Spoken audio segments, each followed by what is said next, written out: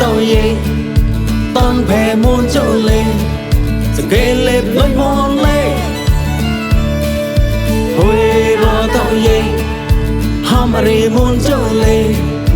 ri lối bọt lê mà kê cao bôi cạc nô lê xóa muôn trong ba mày đốt bao nhì nhì chỗ lê khá chết cha có gì sao về ha ao cháu đâu hỏi ông bao lên bó ta quê loa tôi ye tan phè muôn chỗ lê sẽ kê lệp lên môn lê quê loa tôi ye ham ri muôn chỗ lê ri lôi bóp lên mà kê cao bôi cắt nô lê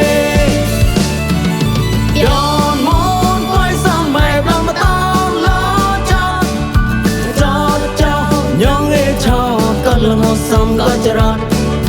cá khá cây cây ngay bao nhiêu là bác quay cha cha chê chê ngay chú tròn lối cực nhẹ ta tha đã thế na quan nguồn quen cá ta tha tê thế này tóm chú sập heo que ba pa pe pe me utama rong pe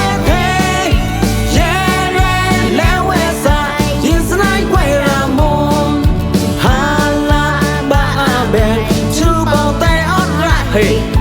yon môn boy son mày, hồi lo tao ye, tan phè môn chỗ lê, kê lệp lối môn lê, hồi lo tao ye, ham ri môn chỗ lê, ri lối bọt lê mà kê, cao bôi cắt nô lê.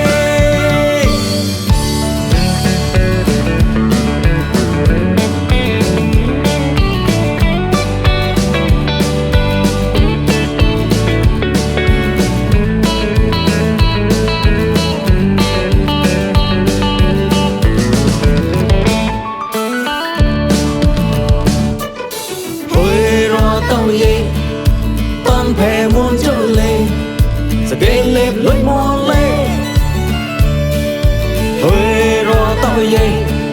ham ri muôn chỗ lê ri lối bọt